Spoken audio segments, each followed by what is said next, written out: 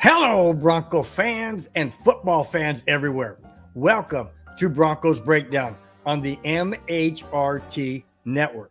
This is a show that is everything Broncos and other NFL topics related. I'm your host, Bronco Bill. All right, guys, we got a lot of Bronco news. Gonna touch on the last Sunday night game against the 49ers. I'll touch on that. We got Jackass of the week. We also have I'm gonna preview Game 4 against the Raiders and some other stuff kind of mixed in the middle. So let's get started. Okay, here we go. Broncos versus 49ers. Here's the recap. The final score was not what we thought it would be, but the Broncos won. It's 11-10 was the final score. The Broncos defense was again the reason they won. However, Russell Wilson's game-winning drive in the fourth quarter was spectacular. Here's what I say about that game. Yeah, we won the game 11-10, and it was really a defensive struggle all the way. It really was. I mean, the Broncos punted 10 times, and I'll get into that in a reference a little later. The Broncos punted 10 times. 10 times.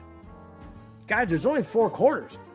So that's basically more than 2 a quarter, or a little over 2 a quarter.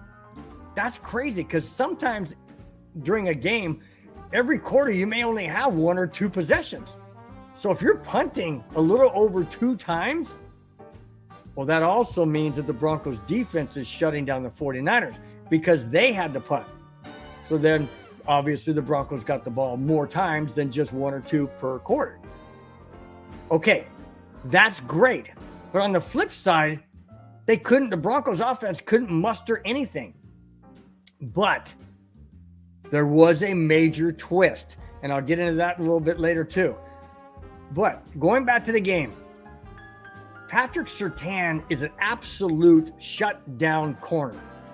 He did not allow a single catch by any main 49er receiver that he was covering. I believe it was 8 or 10 targets to the receivers that Patrick Surtain was covering. Not one was caught. Not one. Is this guy incredible in just year 2? Oh, yeah. You kidding me? Yeah. Everybody thought Champ Bailey was a shutdown or Aqib Talib? Well, here comes Patrick Surtain II. Yes, this guy is a real deal. When we drafted him, I mentioned before in some of my shows, when we drafted Patrick Surtain, I was jumping up and down and ecstatic that we got him. I know Josh Allen was on the board, and I understand. But at what Patrick Surtain brings to a defense, when we also have Justin Simmons as a safety. We also have, Josie Jewell in linebacker. And we have Bradley Chubb and Randy Gregory on the edges. If you can have a line like Gregory and Chubb, Jewell in the middle, Simmons, I know he's hurt. But what I'm saying is having Patrick Surtain in the secondary, you basically have studs in every single facet of the 3 areas on defense. That's what I loved about this game. What was it? What I expected? Oh, yes and no. I mean, the 49ers are a really good team, and the Broncos offense is struggling. But the defense is what held the game close. It was 10 to 6, I believe. No, 10 to 5. 10 to 5 because we got a safety. So we got a field goal and a safety, and we're trailing 10 to 5. And then all of a sudden, I'm not sure if it was Wilson alone or if it was Nathaniel Hackett saying, you know what, I need to cut this guy loose and let Wilson be Wilson. But whatever it was and whoever instigated that or approved it, Russell Wilson basically was turned loose to do whatever he had to do to get the win. And he did just that. Drove the Broncos all the way down the field.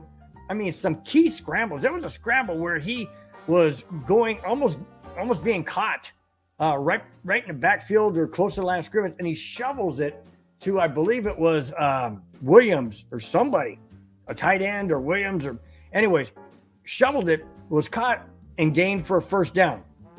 There's another play where he's rolling out to his left because he was being pressured and he had to get out of the pocket. He's rolling to his left and he fires a strike down low that only Kendall Hinton could catch it. And he did.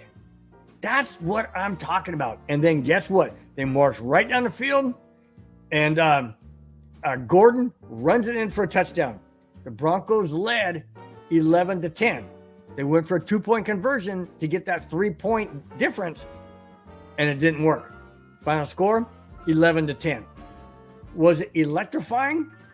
Yeah, the touchdown drive, sure, absolutely. But it was also nail-biting, on the edge of my seat, going crazy. Can we hang on this lead? And then we get the interception to seal it. Yeah, that was a gut-wrenching win. But it was a win nonetheless. You only have to win by 1 point. Not by 10, not by 8, not by 15. You don't have to win by any of that. Just win by 1 point. And that's what Denver did. And the reason why I said that was the defense that won this game is because the defense got that interception to seal the deal. In reality, it was Russell Wilson along with the defense that was the key factor. When Wilson can be Wilson, this is what you have. And that's why I don't understand why Nathaniel Hackett is trying to handcuff him. Let Wilson do what he does. This is what he does. He improvises. He makes things happen. And the result was a touchdown, a much needed touchdown. Otherwise, Denver doesn't win that game. Absolutely not. All right, let's move on. Speaking of Nathaniel Hackett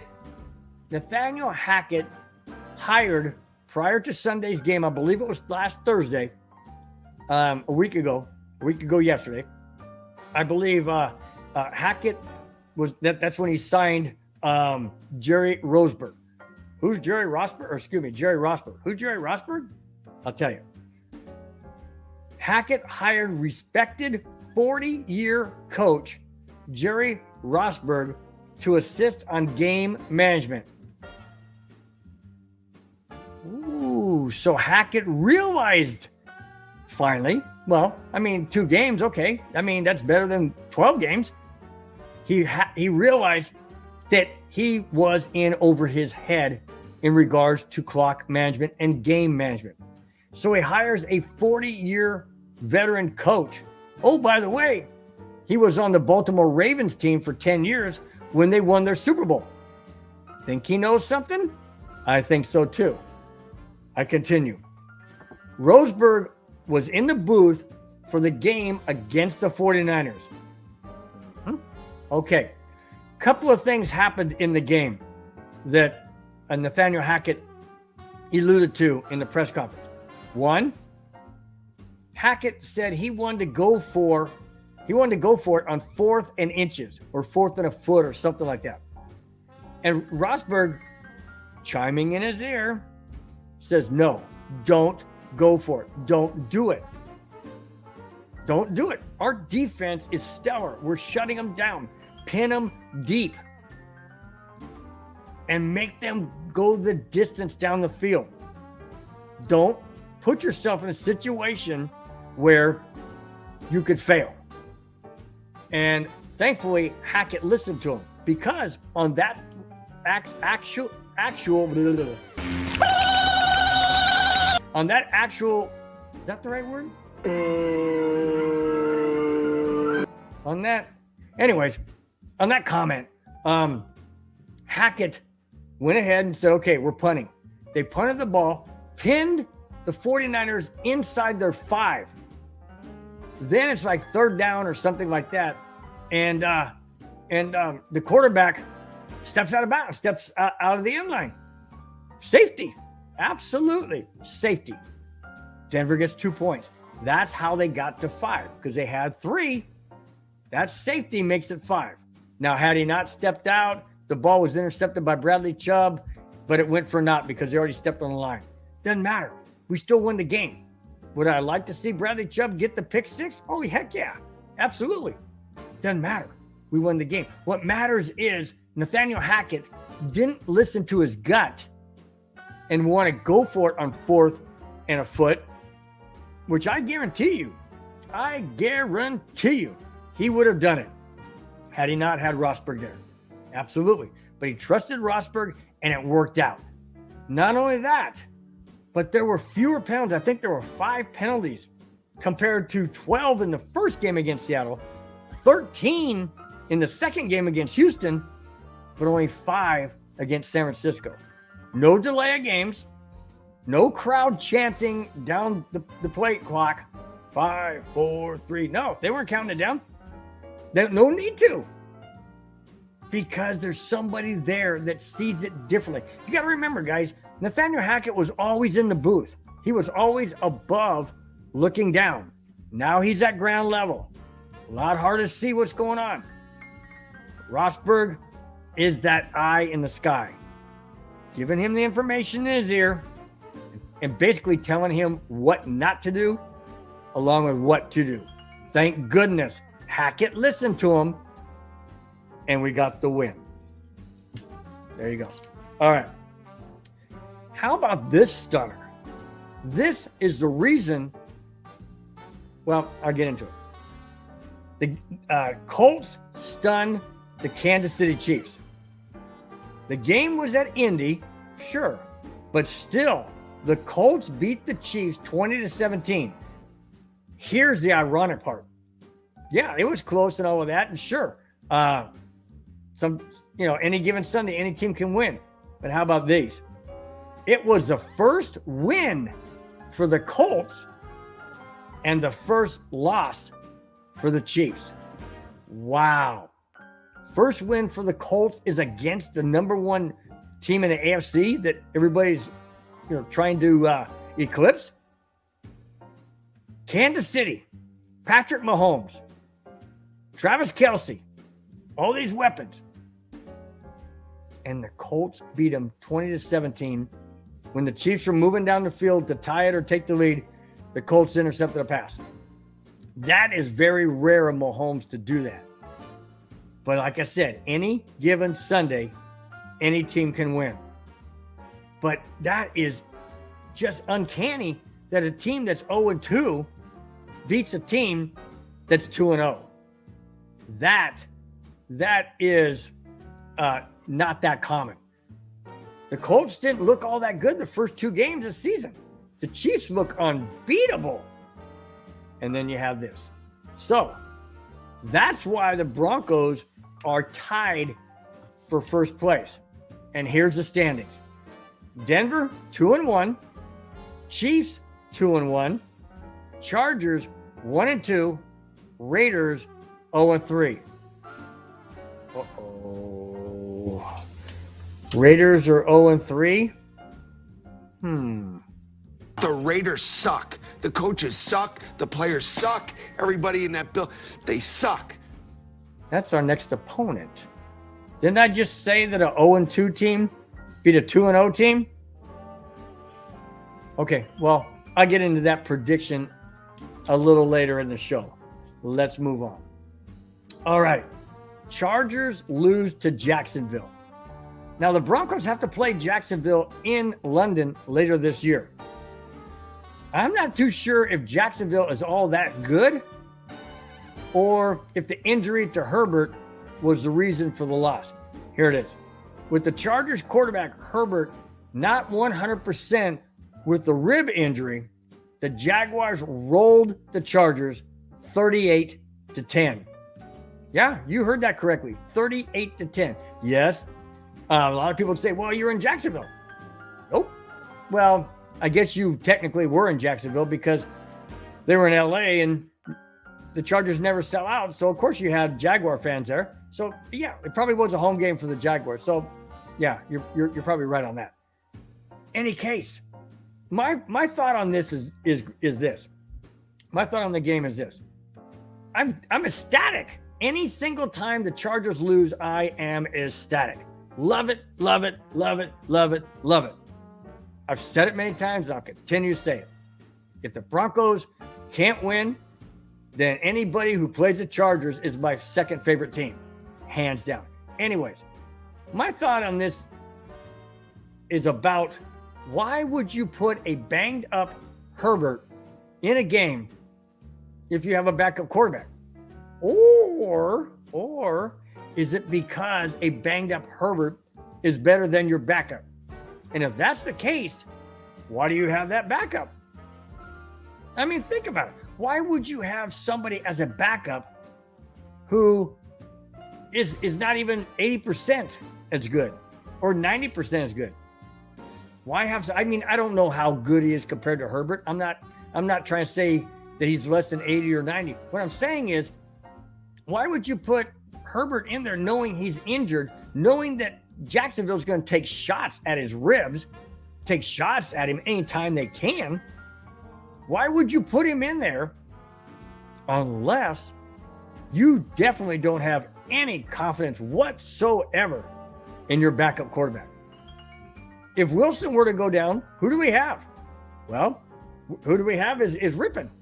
We have Brett Rippon. And Brett Rippon is, he's decent. He's not a Russell Wilson, but he's decent. And that's what I'm saying. Not that I ever want Russell Wilson to get hurt. I'm not saying that. I'm just saying, 38-10, people are like, whoa, what the heck happened, man? Man, I never saw that coming. Well, when you have a banged up quarterback and you're putting him in there, and I understand he wants to play and he wants to be out there, that's all well and good. But if you're hurting the team, it's not good. But in this case, because it's me, I'm glad he was in there because that was the result, 38-10. And that's what I love the best. When I saw Herbert in there, I said, oh, baby, come on, Jacksonville, tee off. And they did. So I loved it. But it just tells me that the Charger coaching staff didn't have any confidence in their backup. So if he has a serious injury, they are in serious trouble. I move on. Okay. This is interesting. And I kind of really don't know how I feel about this, but I'll get into it. Pro Bowl changes. That's right. The Pro Bowl that we're all used to, where you get the best of the AFC players and the best of the NFC players, go and play a tackle football game. I'm not too sure that's what it is, because they don't tackle. They basically just kind of push you out of bounds. They kind of touch and the whistle blows. So here's what the NFL is going to do come Pro Bowl this February 5th. Here it is. Since 1951, the Pro Bowl has been played with the best from the AFC playing the best from the NFC. Not anymore. What the heck are they going to do? Play badminton or something? What the heck's going on here? Anyways, let me continue. It's going to feature non-football skills. Huh? Non-football skills? Like what? Weightlifting? Volleyball? Tetherball? I don't know. Let me read. It's going to feature non-football skills in challenges over several days. They didn't explain what those are. I have no idea what they are. Doesn't say. They will be held in Las Vegas. Well, of course, NFL loves Vegas. They'll be held in Vegas with the flag football game at Allegiant Stadium. Flag? Oh, come on, guys. Are you serious? You're going to do flag football now. Well, I mean, it's good for their health, overall health. I get that. But these guys, I don't know. I got mixed emotions about this. Don't get me wrong. I love flag football. I played flag football many, many times. I really do like it. I'm just not sure I want to see Patrick Surtain pull a flag off a guy's hip. How's he going to, I mean, their first instinct is not going to pull the flag. Their first instinct is going to take and smack them to the ground. That's their first instinct because that's what they do. I'm not sure how this whole flag football thing's going to work out. We'll find out come February 5th. This is interesting. I like this aspect. Peyton Manning and his Omaha Productions will help shape programming and promote the event's content throughout the entire week. So, there you go. Peyton Manning's involved in the NFL like he wants to be. He doesn't want to be a head coach. He doesn't want to be a coordinator. Doesn't want to be a quarterback coach. Doesn't want to be in the front office. He wants to be active within the entire NFL. Not just one team. Not just one organization. Not just one job. He wants to be able to move around and do whatever. I think it's great. He's got the Manning cast on Monday with his brother. Oh, we'll get into that in a little bit. But he's got the Manning cast.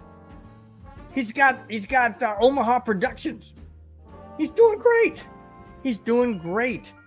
And I think it's good that Peyton Manning is having a hand in this. Because maybe it won't just be a joke of, I'll just put, of a flag football game and some kind of weird other things like non-football skills. What the heck is that? I mean, seriously, if a quarterback throws a ball through a tire or into a bullseye, that's football skills. So you can't do that because that's football skills. You can't see, how far you can throw a football. That's football skills. How far you can punt it. How far you can kick it for a field goal. Those are all football skills. So I'm not quite sure what they're going to do that is non-football skills. I have no clue. No idea. They didn't mention it. And I guess maybe that tells me they really don't know what they're doing yet. But Peyton Manning's involved, so we should know something, hopefully, pretty soon. I mean, February 5th is not that far away, guys, especially at the speed of football weeks. I mean, we're already going into week 4, and that went by fast. It went by fast already. Speaking of Eli Manning, yeah, he is my Jackass of the week.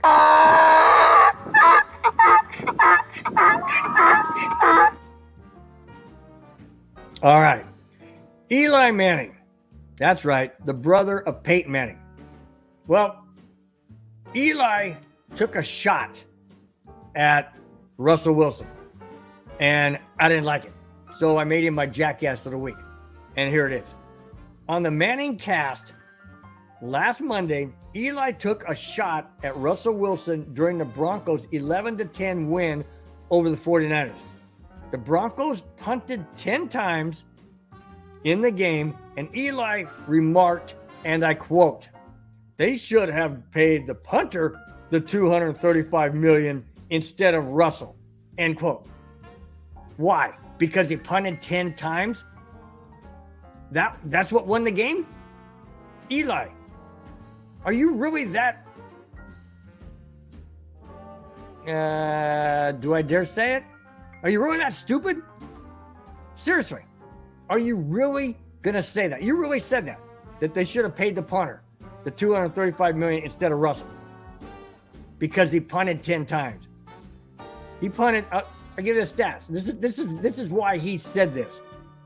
Eli's reasoning is Waitman punted for a total of 476 yards, but Wilson only threw for 184 yards.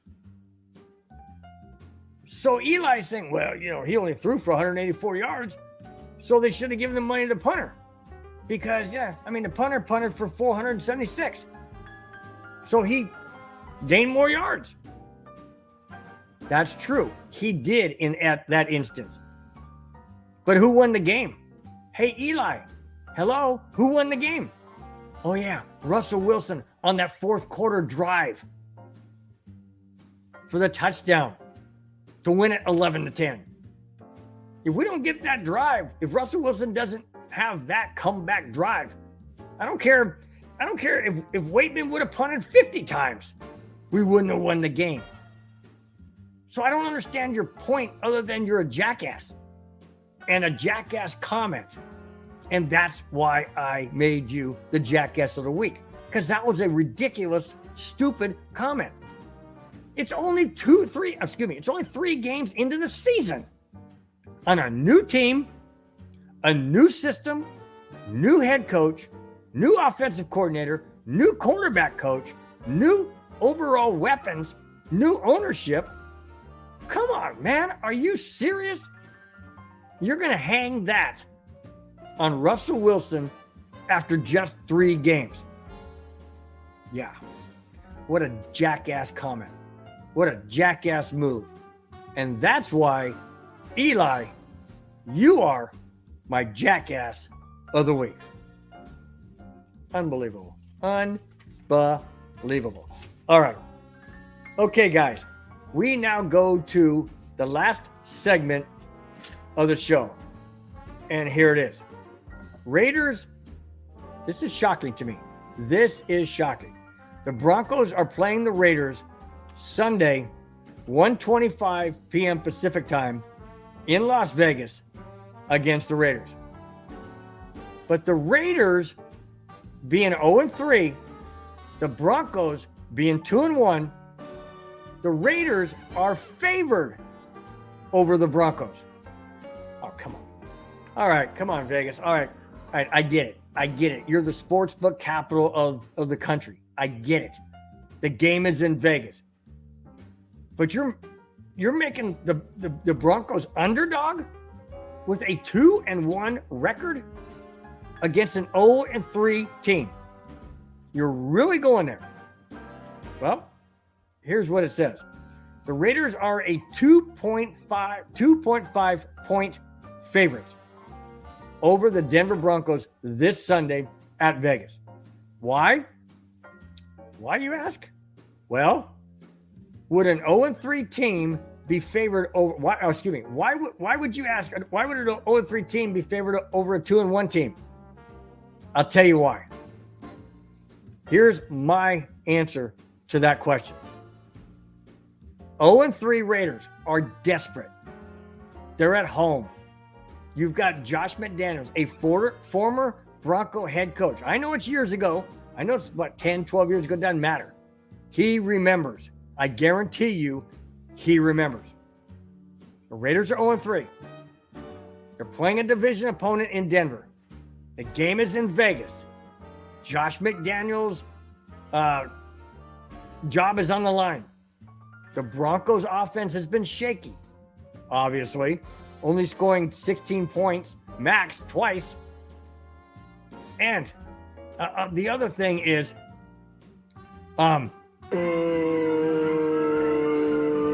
this to me is a trap game. And here's why. 0-3, like I mentioned, desperate team. The Raiders have nothing to lose. Well, except the game, but they've already lost 3. So who cares? They have nothing to lose. They are going to throw everything at the Broncos, including the proverbial kitchen sink. Seriously. They're going to throw everything at them. There's nothing going to be left on that playbook. They're going to use everything they have. Because, again, they're at home. Division opponent. Josh McDaniels. The whole bit.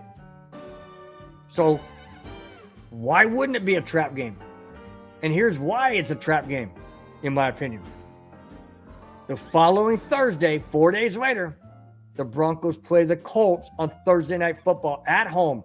Yes, that same Colts team that beat the Chiefs this past Sunday. Yeah, that Colts team. That's what I'm talking about. The Colts scored 20. Guys, we've only been able to score 16. I know our defense is better than the Chiefs. I know that. But to what degree? Are the Broncos going to look past the Raiders and take that 0-3 for granted? Oh, yeah, all we got to do is just show up, man. We're 2-1. We got this game won. No, you don't. Don't look forward at the Colts. Whatever you don't look forward at the Colts.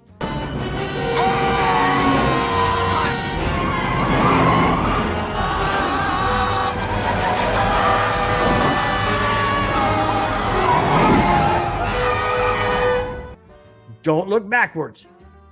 at what you did against against San Francisco and Houston. Don't look backwards. Look straight ahead, right at where we are today. Look at the team you got today, the Raiders. That's it. You only focus on the Raiders because they're going to bring everything. And if Nathaniel Hackett listens to Rosberg continually, we cannot lose focus on the team we got ahead. You cannot look down the road. You can't do that because then you will lose for sure. You cannot do it. Focus on the Raiders only. Not the Colts. Not what the Colts did to the Chiefs. Not the 49ers and how we won that game in the end. Or against Houston. Focus on the freaking Raiders only. Let Russell Wilson be Russell Wilson. Period. Don't handcuff him. Let him loose. Let him do what he needs to do the best. And that's what I say about this game. Trap game? Absolutely. No doubt about it. Absolutely no doubt about it. I know the Colts have only won one game. They're 1-2, but they beat the Chiefs. That's the difference. And if they can, in the mind of Hackett and everybody else, wow, if they can beat the Chiefs, oh man, we got to step our game up. We got to worry about them. Not now. Not now. You don't think about the Colts until Monday morning. Yeah, think about the Raiders now. Friday, Saturday, and game day Sunday. You don't think about any other team, past or future. Period. And if the Broncos lose this game to the Raiders that are 0-3, we have way more problems than what's on the surface. And what's on the surface right now is an offense that is sputtering, a head coach that is indecisive at times, and we could end up 2-2 if we lose to the Raiders. Personally, I don't think we will. But I don't think it's going to be a blowout. Absolutely, I do not think it's going to be a blowout. Because like I said, the Raiders are going to bring everything. They're going to try and knock Wilson out of the game. They're going to try and do whatever they can. Period. That's their nature. Why do you think they got that symbol on their helmet, that logo, the patch? Think that came just by being a nice guy? No. The Raiders are an aggressive team. They're going to continue to do that, especially in the AFC West division. They're going to bring it hard. Denver better be ready. Absolutely better be ready. I don't believe it's going to be a runaway game. I don't. I think it's going to be close. But I do feel the Broncos will win the game. Score? I say Denver 23, Raiders 20. That's right. Denver does score 23 on the Raiders because I don't feel their defense is that's nowhere near as strong as San Francisco. And I think and feel that Russell Wilson, if he's allowed to be Russell Wilson and not handcuffed, can produce 23 points, if not more. That's it, guys. That's all I have. Thanks for watching. Thanks for subscribing. Greatly appreciate it. If you haven't subscribed, please do so. Hit the thumbs up, hit the like button. Tell your friends to tune in, to subscribe. I really appreciate it. And everybody on the network would as well. Before I get out of here, let me remind you guys of the shows coming up. We have a brand new show. Well, before I get to that, we have the play-by-play by Jeremy Case this Sunday, Broncos Raiders on the MHRT Network. Don't miss it, guys. If you can't get to a TV and you can't see the game live, watch Jeremy Case. He will bring you play-by-play. You won't miss a single thing that's going on in the game. That goes off about 1:20 Pacific time this coming Sunday. It is called The Neighborhood. And so don't miss it, guys. You'll love it. Then on Monday, brand new show. It's called The Cluster Puck. That's right, guys, with a P. Cluster Puck. It's going to debut this coming Monday. You guys don't miss it. It's going to be great. I believe, if I'm not mistaken, I believe it goes off at 5 p.m. Pacific time. But please check the MHRT, subscribe to MHRT, subscribe to the Cluster Puck, and get notified, and then watch it, guys. It's going to be a great show. It's going to talk about the Colorado Avalanche, the upcoming season.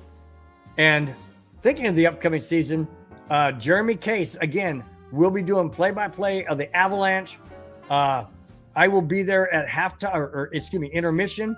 Also, postgame.